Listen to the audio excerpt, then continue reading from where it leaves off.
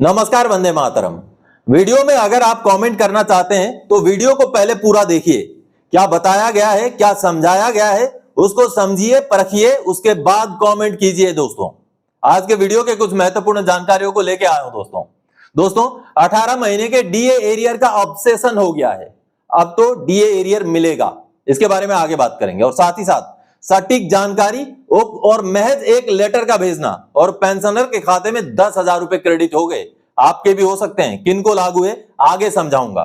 इसके साथ ही साथ 8वें पे कमीशन को लेकर के कुछ अफवाहें फैल रही हैं, तो इसको क्लैरिफाई करने के लिए मंत्री महोदय भी अब लेटर्स लिख रहे हैं। जी हां, एक लेटर आया है वित्त मंत्रालय की तरफ से वित्त राज्य मंत्री का, वो आगे दिखाऊंगा। 8वें पे कमीशन से जुड़ा हुआ, पेंशनर को फायदा मिलने से जुड़ा हुआ लेटर है। इसके साथ ही साथ दोस्तों एफएसए और पीपीओ को हमेशा मिलान करें। अगर आप ये बोलते हैं कि मेरे पास तो मेरा एफएसए नहीं है, तो एफएसए को कैसे हासिल करना है वो भी आगे आपको बताऊंगा, क्योंकि एफएसए और पीपीओ को मिलान करने से भी बहुत सारे पेंशनर्स का पेंशन में बढ़ोतरी हो रहा है। और साथ ही साथ एमएससीपी में लेंथ ऑफ सर्विस का क्या महत्व होता है, ये भी आगे आपको इस वीडियो में समझाऊंगा। तो इन्हीं विषयों को लेके आगे बढ़ेंगे। आगे बढ़ने से पहले हमेशा की तरह मेरा आप सबसे आग्रह है, अगर आप सैनिक पाठशाला चैनल का वीडियो बिना सब्सक्राइब किए देख रहे हैं तो चैनल को पहले सब्सक्राइब कर लीजिए फटाफट से जाके, क्योंकि चैनल सब्सक्रिप्शन के आपको कोई पैसे देने नहीं है, बिल्कुल फ्री ऑफ कॉस्ट है। आप चैनल को सब्सक्राइब कीजिए, इससे क्या होगा कि मुझे मोटिवेशन मिलेगा और आगे जितने भी वीडियो चैनल में अपलोड होंगी उसका तुरंत ही आपको नोटिफिकेशन मिलेगा। और आने वाले समय में जो भी महत्वपूर्ण जानकारियां 8वें पे कमीशन से जुड़ी हुई हो या डिफेंस पेंशनर के और भी महत्वपूर्ण जानकारियां आपको समय से मिलती रहेंगी। इसलिए जिन्होंने सब्सक्राइब नहीं किया पहले फटाफट से सब्सक्राइब करें और वीडियो देखना शुरू करें। चलिए आगे बढ़ते हैं जानकारियों की ओर। सबसे पहले एमएससीपी एससीपी के लिए लेंथ ऑफ सर्विस फिजिकल होना जरूरी है। जी हां, लेंथ ऑफ सर्विस दोस्तों फिजिकल होना जरूरी है। आपका फिजिकल सर्विस होना जरूरी है। इसको लेकर के एक रिकॉर्ड ऑफिस का लेटर सामने आया है, उसको दिखा के आपको समझाता हूं कि ये फिजिकल लेंथ ऑफ सर्विस क्या होता है। चलिए देखते हैं। दोस्तों ये जो आप लेटर देख रहे हैं, देखिए लेटर 31 मई 2025 का लेटर है। रिकॉर्ड ऑफिस ने, आर्टिलरी रिकॉर्ड ने पेंशनर को एड्रेस किया है किस तरीके से आपका अगर एनक्यूएस हो, नॉन क्वालिफाइंग सर्विस हो, तो आपको किस तरीके से घाटा होता है, उसी का एग्जाम्पल यहाँ पर आपको देखने को मिलेगा। On scrutiny of your seat roll it is found that you have rendered 24 years and 7 days of qualifying service including 14 days NQS, 14 days OSL from CL with effect from 14 June 1983 to 27 June 1983. Hence, you have not completed 24 years of qualifying service for grant of MSCP न्याय सुधार. Therefore, you are not eligible for MSCP न्याय सुधार grade. दोस्तों बेहद महत्वपूर्ण है, क्योंकि अगर आपका क्वालिफाइंग सर्विस पूरा नहीं होता है, लेंथ ऑफ सर्विस जो फिजिकल सर्विस पूरा नहीं होता है, तो आपको एमएससीपी नहीं मिल सकता। दोस्तों एमएससीपी के लिए जो 8 साल, 16 साल, 24 साल का क्राइटेरिया है नायक, हवलदार और नायब सुधार का एमएससीपी के लिए, या एक ही रैंक में 8 साल की सर्विस तो अगले रैंक का एमएससीपी का जो क्राइटेरिया है दोस्तों, वो केवल फिजिकल सर्विस पर है।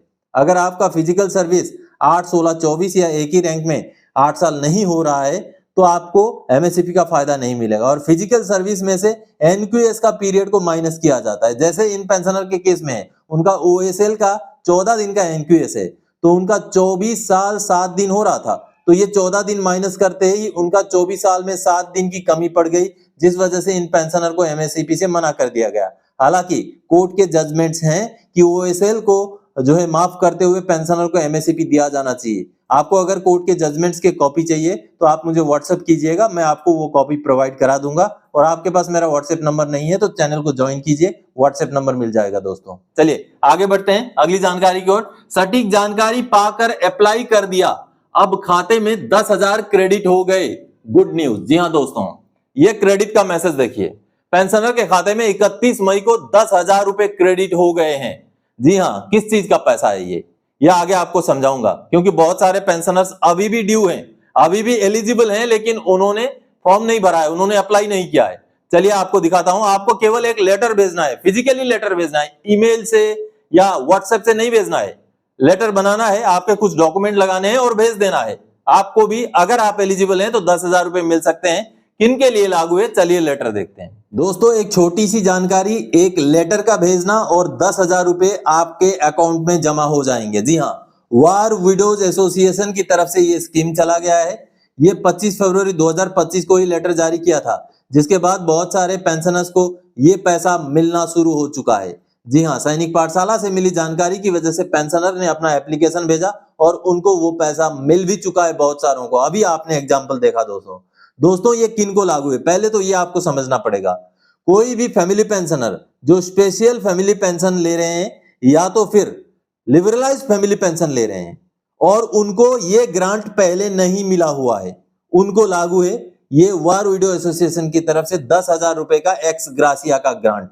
जी हाँ, अब उसके लिए आपने क्या क्या डॉक्यूमेंट भेजना है ये यहाँ पर दिया गया है। ये देखिए 1 2 3 4 5 ये डॉक्यूमेंट आपने भेजने हैं और ये सारे के सारे डॉक्यूमेंट आपने बाय पोस्ट भेजने हैं। ईमेल या व्हाट्सएप से भेजे गए डॉक्यूमेंट्स एक्सेप्ट नहीं होंगे, ये यहाँ पर लिखा हुआ है, आप यहाँ पर देख पा रहे हैं। तो आपने ये जो एड्रेस है वहां पर ये सारे डॉक्यूमेंट्स आपका पीपीओ वगैरह का कॉपी लगा करके भेजना है दोस्तों। और अगर आप ज्यादा क्लैरिफिकेशन चाहते हैं तो प्रेसिडेंट का यहाँ पर मोबाइल नंबर भी दिया हुआ है, उसमें भी आप बात करके देख सकते हैं। तो जो भी पेंशनर फैमिली पेंशनर हैं और स्पेशल फैमिली पेंशन या लिबरलाइज फैमिली पेंशन लेते हैं और वार विडो एसोसिएशन से उनको 10,000 रुपए का ग्रांट पहले नहीं मिला है, वो इसके लिए अप्लाई अभी भी कर सकते हैं दोस्तों। चलिए अगली जानकारी की ओर आगे बढ़ते हैं। पेंशनर्स को 8वां वेतन आयोग DADR जरूर मिलेगा, वित्त मंत्री ने लेटर जारी कर किया कंफर्म। जी हाँ दोस्तों, 8वें पे कमीशन को लेकर अफवाहें फैल रही हैं कि 8वां पे कमीशन पेंशनर को नहीं मिलेगा।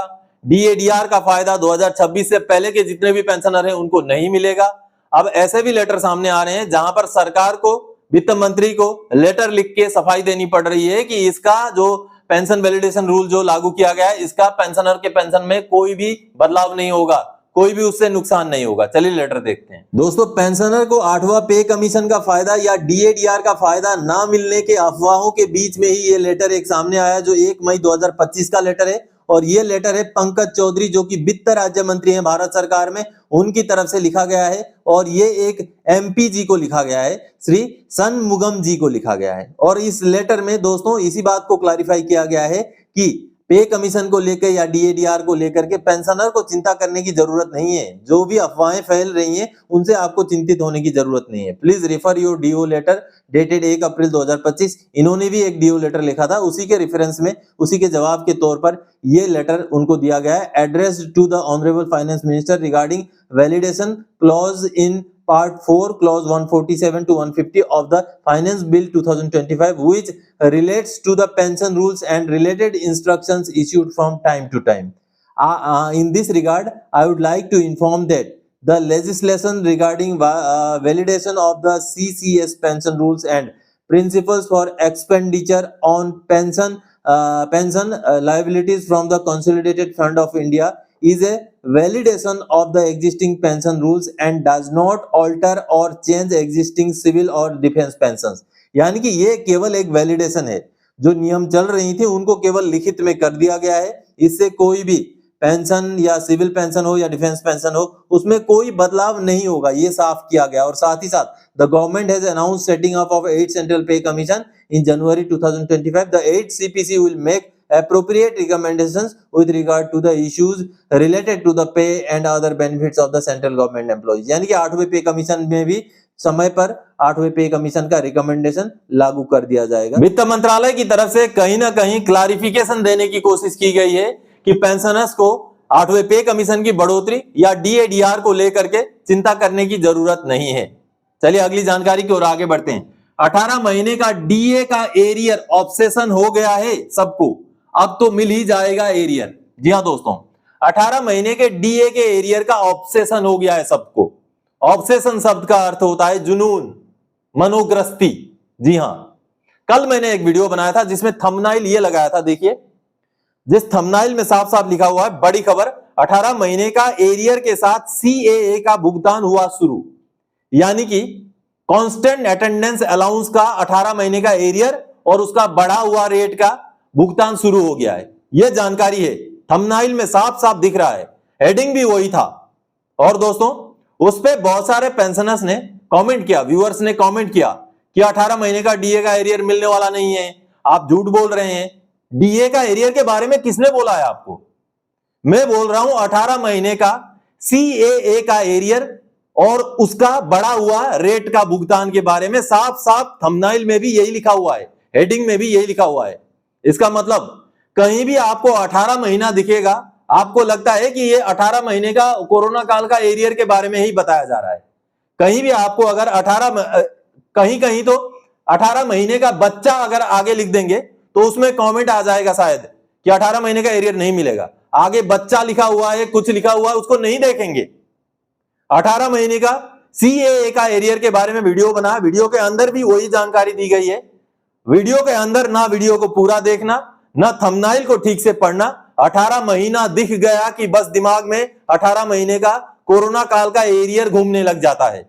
मैंने एक बार वीडियो बनाया था जिसमें एक पेंशनर का कम्यूटेशन काटा गया था एक्स्ट्रा, और वो काटा गया था 1.5 साल तक, यानी कि 18 महीना तक एक्स्ट्रा काटा गया था, जो बाद में एरियर के तौर पर उनको वापस कर दिया गया था।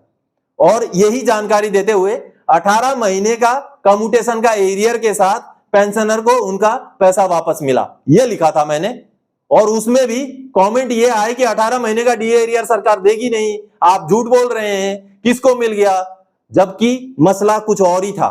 यानी कि कहीं भी आपको 18 अंक मिलेगा, उसी को आप 18 महीने का डीएडीआर से जोड़ देंगे। मैं सबको नहीं बोल रहा हूं, जो 18 महीने का डीआर को लेकर ऑब्सेशन में है कि सोच रहे हैं आज मिलेगा कल मिलेगा, और 18 महीने को ही मोबाइल में ढूंढते रहते हैं, 18 महीने का एरियर को ही ढूंढते रहते हैं, उनको बोल रहा हूं ढूंढना छोड़ दीजिए।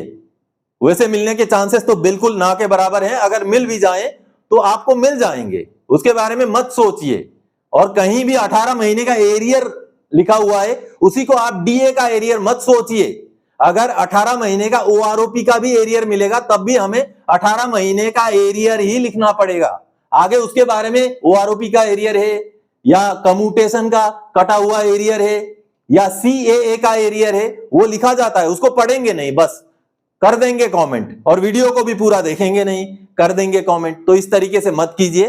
18 महीने का एरियर के बारे में सोचना कम करिए, ताकि वो जो ऑब्सेशन है ना, ऑब्सेशन, जुनून, मनोग्रस्ती, उससे आप निकल सकें।